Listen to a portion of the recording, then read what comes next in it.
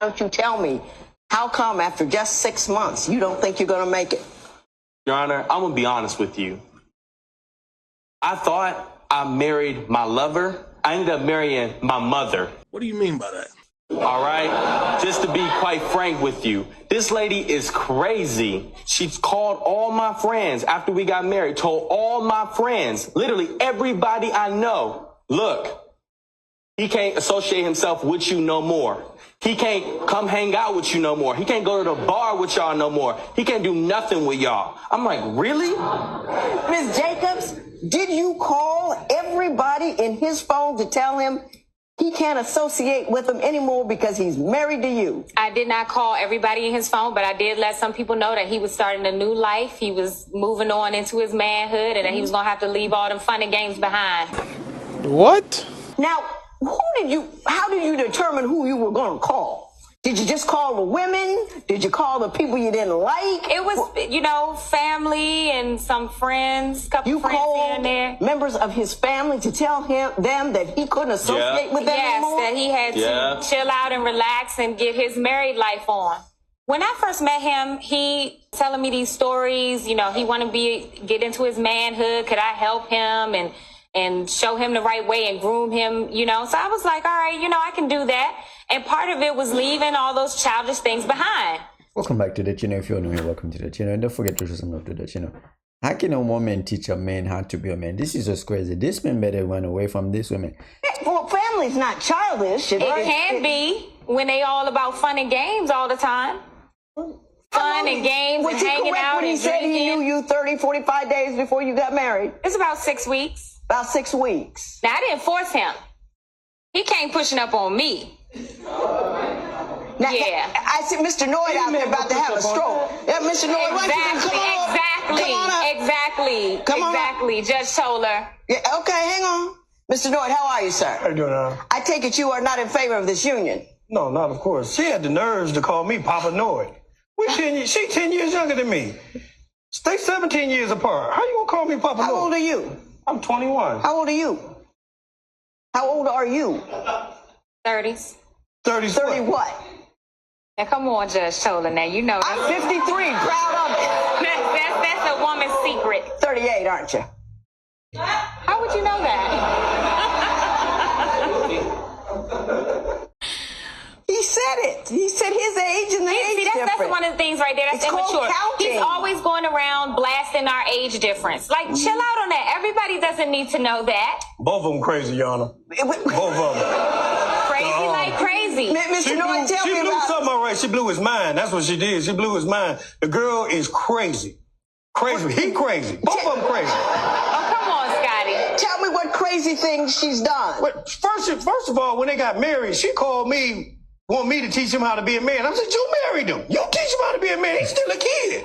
And then I'm going over their house one time. He crawling out the window, running down the street in his underwear. I'm like, what the hell is going on over here? Because he said, because I'm nagging him. Because I'm supposed to be nagging him.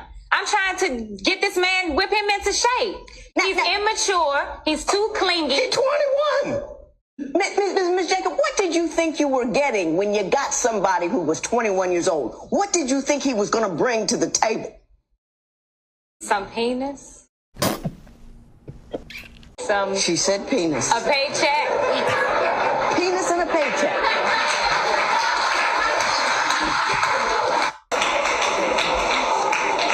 I mean, Your Honor, okay, so he brought that to the table, but he's oversexed. But it's too much. He want to have sex 3 times a day. Damn. He's wearing it out. He's always... Hey, I get it. So it's like one of those things where it's like you gotta be careful what you ask for. Enough. Mr. Noyd. They're crazy. I told you, they're crazy. As gently as possible.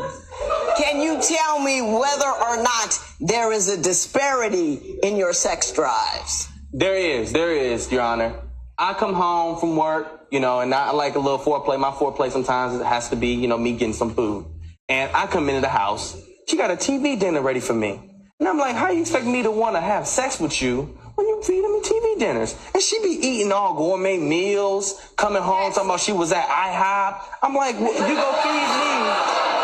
You go feed me some TV dinners and want me to jump on top of of you. But then when I finally do get on top of her, when I finally do get a chance to have sex with her, she talking about, oh, I'm tired. What you been doing all day? Chilling at home while I work. 45 days of whirlwind romance. Did you guys ever talk about expectations and desires? I had expectations. And what you needed I from did. each other? I had expectations of a good woman, but I didn't get that. I got somebody who disrespects me, degrades me. She, one day, okay, we was in the car. She was supposed to be driving me to work.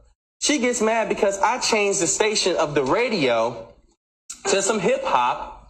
And she tells me I can't listen to that. And I tell her I want to listen to it. And so she gets in a war with me of clicking the channels on the station. Back and forth. Back and forth. And then she slaps me across the face to the point where my whole face went from here, this the window, here. I cannot even believe. Now, Ms. Jacobs, did you do that? He's blasting the music. Every time we get in the car, the music is blasting like we at the club sipping martinis. I'm like, turn it down. I don't want to hear Molly popping and booty popping as we driving down the street. Why we got to announce to everybody in our neighborhood, and we live in a pretty nice neighborhood, that we coming and we on the way? No, I live in a pretty nice neighborhood. Your story don't sound clean to me, because you came in here talking about all this sexual, this, that, and pulling things out and pushing things and all that, and then you don't talk about you can't listen to hip hop music. I mean, you got a hip hoppy mouth. Yes. I don't understand that. She still haven't answered the question. You asked her a simple question: did you do it or not? They give you a whole story, but let's see if she's going to answer the question. It doesn't make sense. Having said that, I will ask you this. Did you hit that man? I did. Do you know? Now, if the tables were turned, everybody would be all outraged. You'd be under the jail. You can't hit people. Now, when did it become unreasonable for a woman to slap a man? Bro, what are you talking about, man? It always was. Was it? Always was. And I tell you what, there's felonies and misdemeanors in every book in every state that says that. Look, and trust me, do it again and you'll go to jail. You should call. Right? You should call, because it's not felt that right. way. That's why I'm here, Judge. I'm here today because I'm tired of the way she's been treating me. I don't feel loved. I don't feel like I can talk to her anymore. Older Mr. Noyd, were you there when they got married? He called and told me that they was getting married. I told him, I said, why don't you just wait? She moved in with him. He had rented a room out to her. Uh-huh. And then she moved in. I went over there one day. So she started out as a roommate. Yeah. And so then I went over there one day. The room that she was in was empty. And I'm looking. I looked at him. He's smiling. And I'm like, what's going on? And then next thing I know, rent wasn't getting paid. Oh, no.